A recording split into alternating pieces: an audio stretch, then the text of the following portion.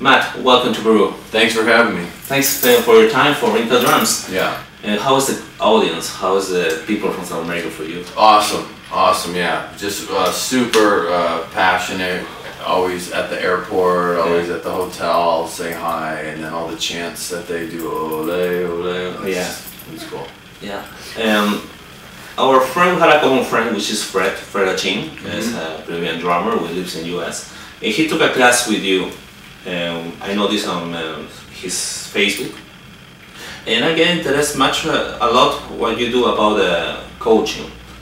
Can you explain us how about the coaching, professional coaching for the drummers or for musicians? Yeah, it's for musicians in general. You know what I realized is as I was doing lessons and clinics, you know, the questions were mostly how did you get this gig, how did you get that gig, how did you meet this person. So, you know, we can learn how to play music, right? And it doesn't matter if you're, you know, Dee Ramone or Geddy Lee. There's a band that's right for you, but it's a matter of the mindset, and that was what guys were missing, you know.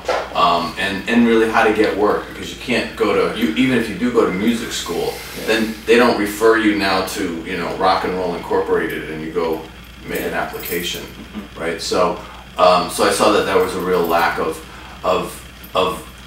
musicians understanding how to get work and how to network and how to make connections, and then also how to think of music as a business, because they don't think of their work as work, which in a way I don't think of it as work, because it's great, I get to play rock and roll, it's cool, what a cool job, but it is a job, you know, and so I do need to be professional about it. And so I think there's a lot of thinking that's either like they're thinking, oh, I could never be Lars Ulrich, that's just impossible, or thinking, yeah, I'm gonna be a star someday. But both of those are bullshit, right? Both of those aren't true. And it's like you need to work hard and have a focus and do the work, you know. And it has very little to do with your ability, because again, if Dee Ramone is a famous rock star, and then Geddy Lee is also a famous rock star. It's like they both play bass,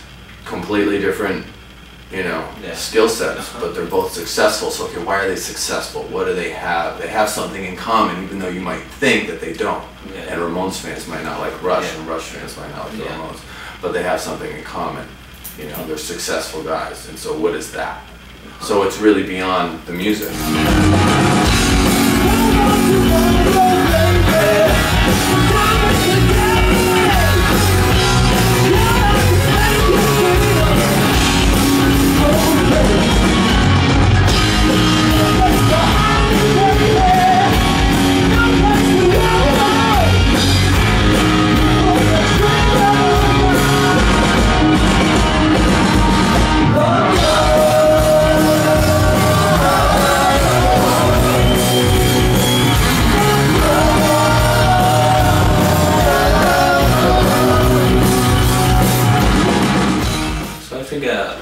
Every musician has his like a timeline to do certain goals on the life, you know. Yeah. And when you don't reach that goals, you get depressed. You see yourself. This is really a good. The real show is to do a move over or keep the way. Yeah.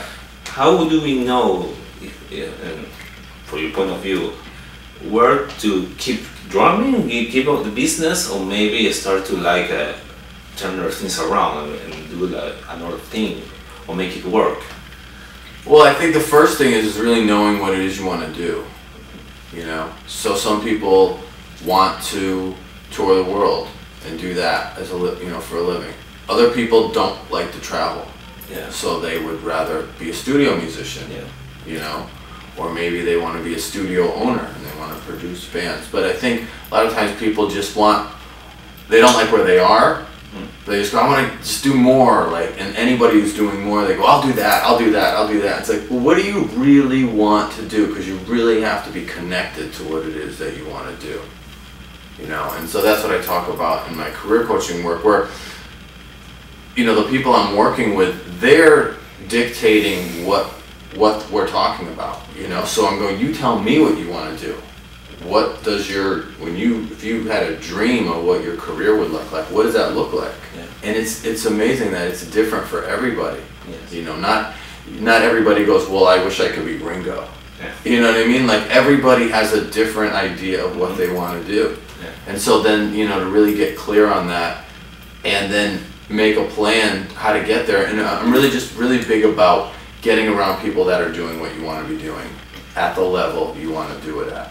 Right? So if you want to be a carpenter, okay, I don't know any carpenters, so if I wanted to do that, I have to talk to somebody who's a carpenter. And I don't want to talk to the guy who has a broken down truck and maybe doesn't have a lot of work. I want to talk to the guy that built this 20-floor hotel. You know, I want to talk to the biggest, most successful people and see how they're doing it. You know, so that's a really important thing to figure out what it is you want to do, and then who is further along than I am that I can talk to and ask them, not for help, not to say, hey, can you hook me up with some gigs? Well, who are you? You know what I mean? You know, now I might call, say, okay, Jason Starr, you know, okay, we're friends, right? Jason is now playing with Cher, actually. But he's had a ton, I might go, hey man, what's going on? Hey, I have November off, if you hear anything, let me know. But I would never reach out to him in the first place, not knowing him, and go, hey dude, can you hook me up with some gigs? It's like, well, who are you? You know, what have you, you know, why would I do that, you know? So, but you're reaching out and looking for, it's not even really necessarily guidance or advice, it's just connecting with those people and talking to them and understanding how they think and asking them, how did you do it? Because when they tell you their story, you're going to hear all kinds of bits of information about how they think and how they approach things and what certain situations were like. And that will give you insight as to what the next thing for you to do is, you know. And I'm a big fan, if I ask a question and I get the answer, then that's the answer. So for me, I started playing drums when I was 12. And then in my 20s, I started to play guitar and sing. I moved out to LA late in my 30s, early 30s. And I was getting close to 40. And, you know, you have midlife crisis. Yes. Do you guys? Right? Everybody. So, you know, I was coming up on 40 and I realized that I wasn't where I wanted to be. I had a good life. I loved my wife, so I had a good marriage, that's cool. I lived in LA, that's great, I had some good friends, but in my career I wasn't doing what I wanted to be doing. And so I had to get honest and go, well, what's going on? And I told myself, well, tomorrow. Well, tomorrow I'm 40, so maybe I'm like halfway through my life. Hopefully I'll live to be 100, but you know. And so I needed to really be honest and go, what's working and what doesn't work, and also realize that the situations I was in, even if I wasn't happy about them, there was something about that situation that worked for me. You know what I mean? So if you're doing a gig and you're like, I hate this gig, it's like, yeah, but you said yes to this gig. Why? You know? And what I realized is a lot of the gigs I was doing, I said, well, it's easy. I don't have to learn any new songs. I just show up to this bar, set up my drums, and play. Now, I hate playing in a dirty, dungy bar, 3 sets, not making a lot of bread, having people request Journey and Leonard Skinner all night. But it was easy. So that worked for me, you know? I didn't have to learn new songs. I wasn't really getting challenged, you know? So I had to be honest with myself because I'm responsible for myself, you know?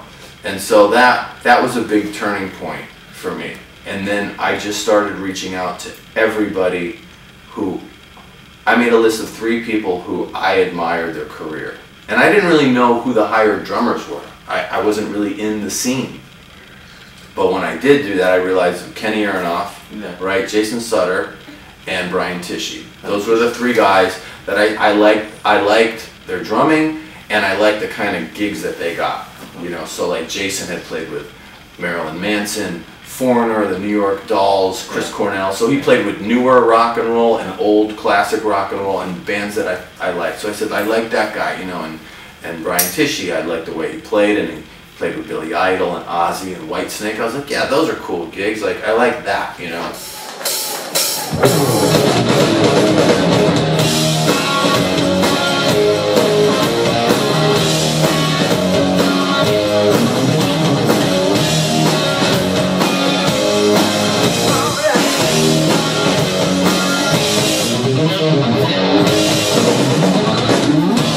But lights in the pocket, the hole in the pocket.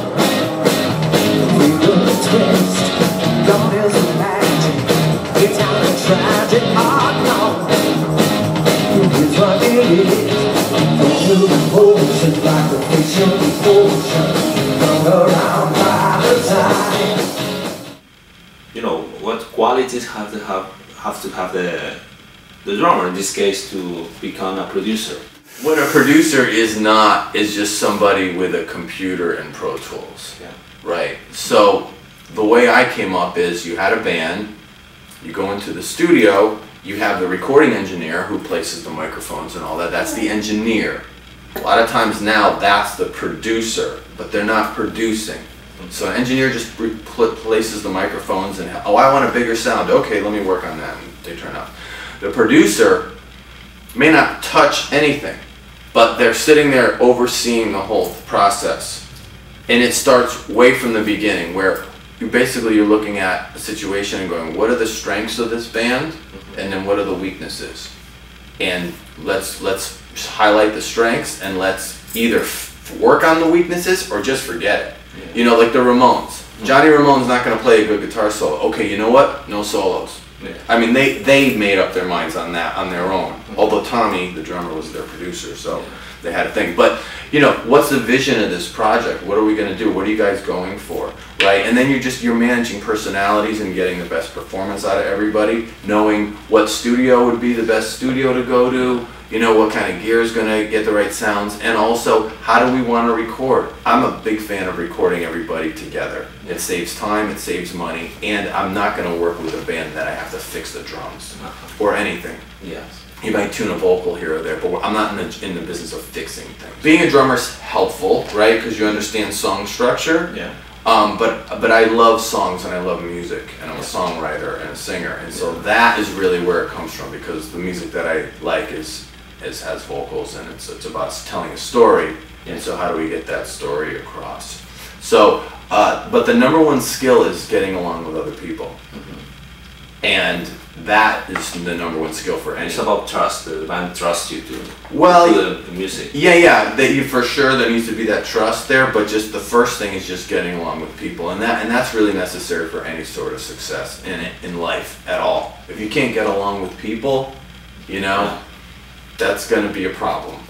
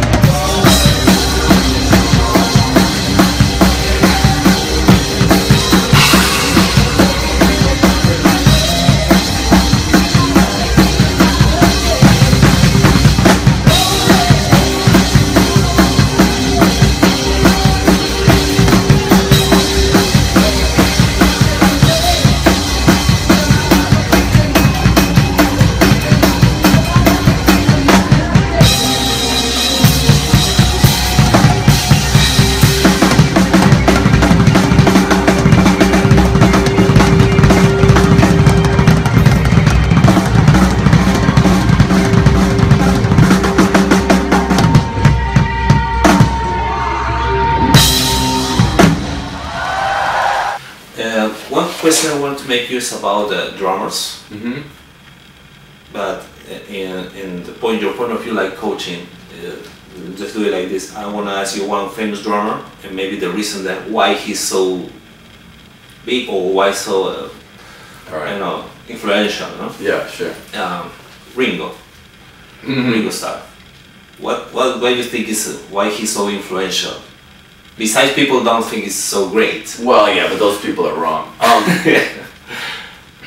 I mean, I'm not claiming to have any answers. You're asking me a question, okay, I'll answer it. But, well, look, he's playing with some of the greatest songwriters ever, and his parts were really musical and very creative, and sometimes they were very simple and other times they were really unorthodox,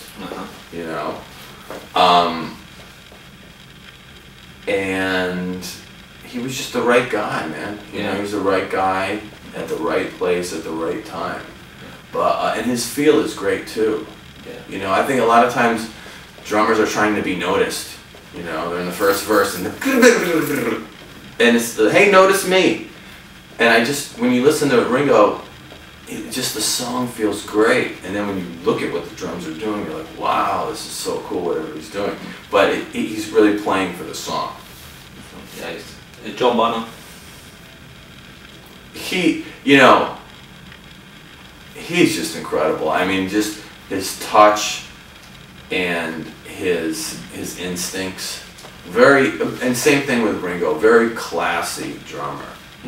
Wouldn't hit a crash cymbal for 2 minutes. You know what I mean? And then hits it. And it's like the greatest crash cymbal ever, right? So his taste, his choices that he made, obviously his feel, and the sound that he got out of his drums.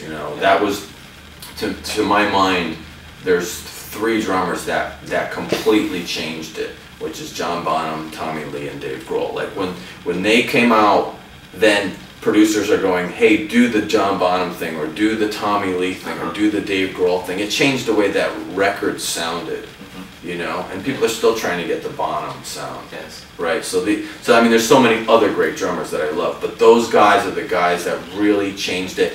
To not just where drummers were talking about it, like Stuart Copeland's an amazing drummer, but I don't know how many producers are going, hey, do the Stuart Copeland thing. I mean, that kind of only works with the Police, right? But Tommy Lee's thing kind of works with everything, with pop or rock, or it's just like the way he plays. It's a certain approach, And again, same thing with Dave Grohl.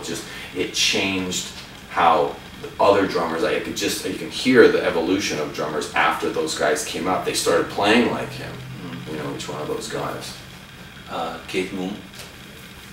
Keith Moon's a genius, and he's probably the most underrated drummer. Yes. Because, you drive a car into a swimming pool, and it kind of like overshadows everything you do. But he's incredible. I mean, just listen to Who Live at Leeds and put it in the left channel, and it's just it's bass and drums, and there's no guitar. And sometimes if there's no vocal, you can't even tell what song it is. And you listen to how him and Entwistle are playing together, and it's incredible. And then turn it to the right, and you hear him playing with Townsend. And it's a completely different conversation. And then you listen to him playing with Daltrey and the way he plays underneath the vocals. He's a genius. I mean, he's like Stravinsky. It's very like, classical approach, where he might not play the same thing twice, even in the same song, But it's just, he's just amazing drummer. Another underrated drummer that is Mitch Mitchell. What do you think about him? Yeah, Mitch is another one. I mean, Mitch reminds me of Elvin Jones, where Coltrane and Elvin and Mitch and Jimmy, they had that, there's a lot of threes in there. Triplets and 3. I just hear 3. It's very like jazzy and manic depression pattern. It's great. And his hands were just awesome. And I love all those English guys. Bonham did it, with like that. But, guys like Mick Tucker from The Sweet and Ian Paice and Mitch Mitchell and Keith Moon, that 4-stroke rough. Right? They just, with the hands, it's a very British thing, and Mick Avery from, you can do what you want in Kingston. That's a very British, you feel like you have you have a tie on, you know what I mean? And then Keith would always, he'd do his thing, and he put that at the end, and it's just like, snaps it in. So I love so many of those British drummers. Hey Inka Drums, Matt Starr here. Hope you guys are doing great, and I've been asked to give you all a word of advice. What I would share with you is just, you tell yourself how good you want to be. So if you're not feeling prepared on a gig, if you're nervous about a part that you're going to play, then you spend the time with that. Don't wait and see if somebody else says anything. You know, you want to be in charge of how great you're going to be, and ultimately you want to be in charge of your career. And you're not in competition with anybody. Be inspired by people who are further along and more talented than you in certain areas. Don't look at how you can find weaknesses with them. Look at their strengths and use that to be more and more inspired, and surround yourself with the absolute greatest, most successful, talented, cool, sane human beings you can find, because that's what you want to be surrounded with. If that's what you want to have your life and your career look like, then you want to connect with those people and make that part of your everyday life. And look, if we can put a man on the moon, whatever you want to do is totally possible. And I'll see you later.